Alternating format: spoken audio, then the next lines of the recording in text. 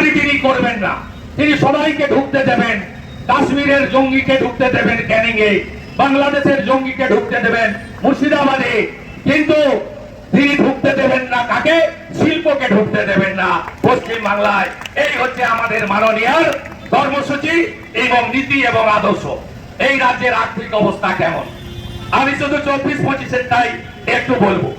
এবছর যে অর্থবর্ষ শেষ হতে এখনো 3 মাস বাকি, কত টাকা ঋণ নিয়েছে এখন অব্দি? এই অর্থবর্ষে 91,689 কোটি টাকা ঋণ নিয়েছেন মমতা বন্দ্যোপাধ্যায় সরকার।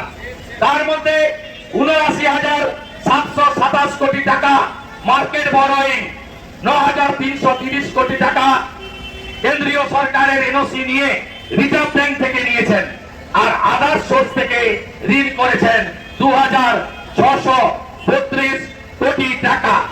31 মার্চ 2024-এ ঋণের পরিমাণ গিয়ে দাঁড়িয়েছে 6,50,00,000 টাকা, 6,26.5 লক্ষ কোটি টাকা 2024-এর 31 মার্চ ঋণের পরিমাণ হয়েছে। এবং এই ঋণ পরিমাণ আমাদের মাথা পিছু পশ্চিমবঙ্গে ধার কত?